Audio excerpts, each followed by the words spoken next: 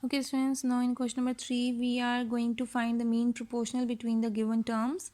The first one is 40-90 और 40-90 को आप किस तरह से मैनेज कर सकते हैं. मीन प्रोपोर्शनल है, मीन्स कि आपको जो वेरिएबल सेट करना है that must be in the mean position. तो आप इसमें लिख सकते हैं let x be the mean proportional 40 ratio x proportion x ratio 90, यानी कि जो भी अननोन होगा वो मीन प्लेस पर आएगा.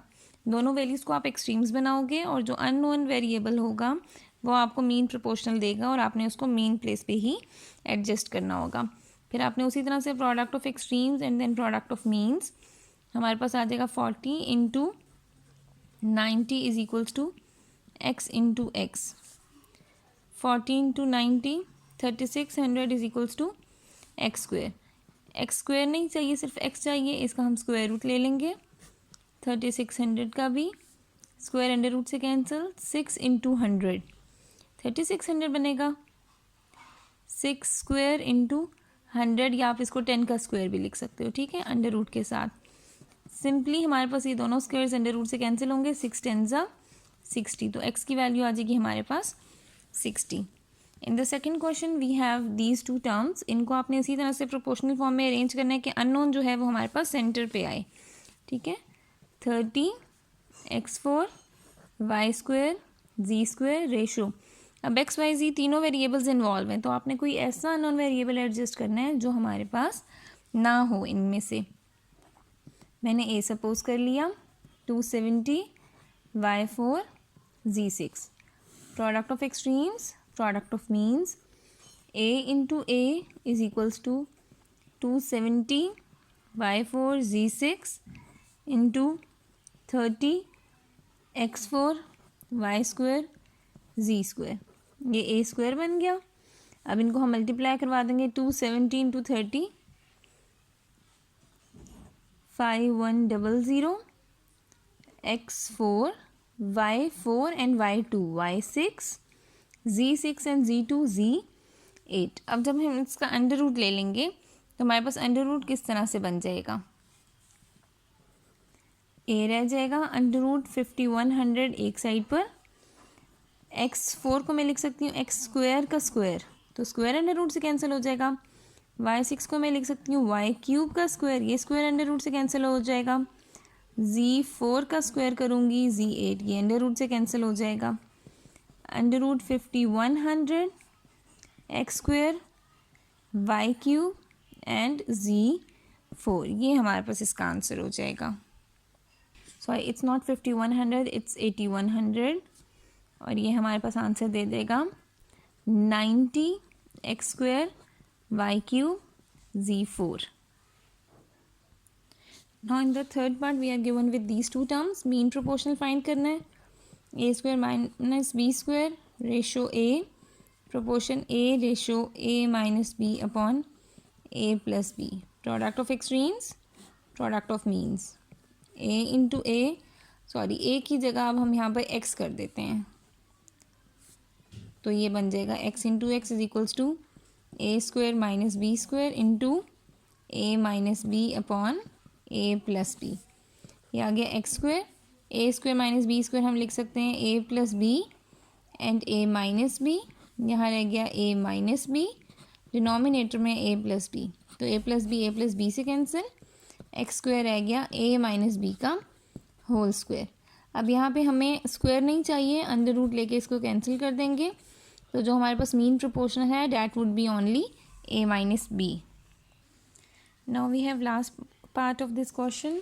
इसको भी आप प्रोपोर्शनल की फॉर्म में अरेंज कर देंगे. X cube plus Y cube upon x square minus Y square ratio A proportion A ratio x minus y upon x square minus x Y plus Y square. Same product of extremes is equals to product of means.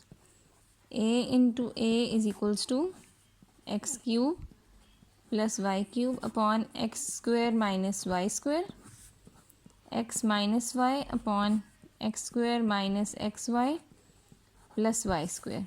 A into A square.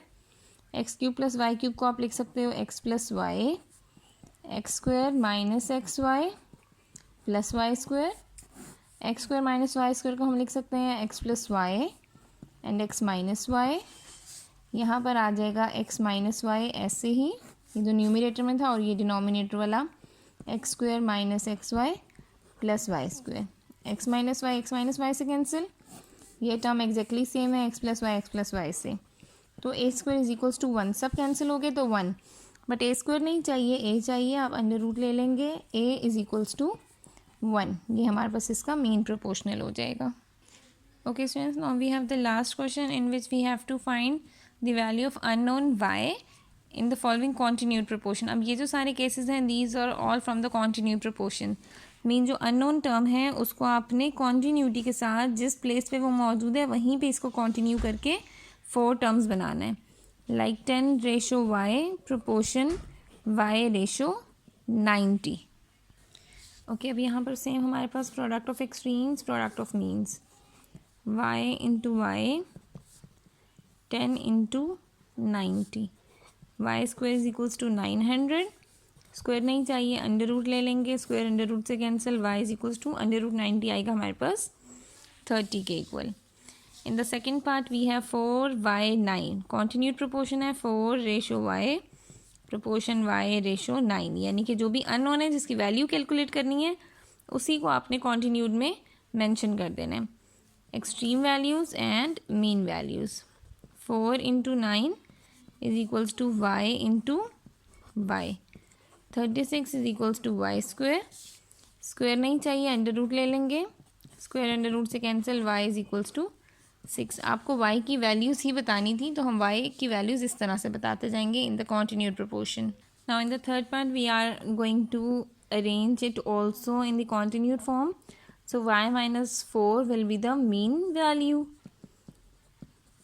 अब product of extremes is equals to product of means. Y minus 4 into y minus 4 is equals to 32 into 8,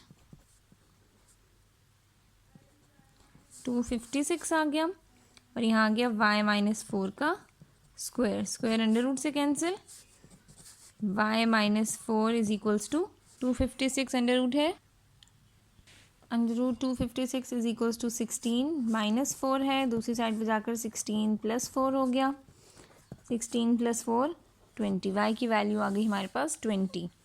now in the fourth part we are given with these values, इनको continued form में arrange करेंगे, y ratio 3y minus 6 proportion 3y minus 6 ratio 36, product of extremes, product of means, 3y minus 6 into 3y minus 6 is equals to 9 into 36, ये बन गया 3y minus 6 का whole square and then multiply 9 into 30। Okay, यहाँ पे अब हम under root लेके इसको कैंसिल कर देंगे, स्क्वायर अंडर रूट से कैंसिल, यहाँ आ जाएगा 3y माइनस 6 और 324 होता है 18 का अंडर रूट, माइनस 6 है, दूसरी साइड पर जाकर हो जाएगा 18 plus 6 and 18 plus 6 is equals to 24, y is equals to 24 upon 3 that is equals to 8, y की वैल्यू आ गई हमारे पास 8 के इक्वल।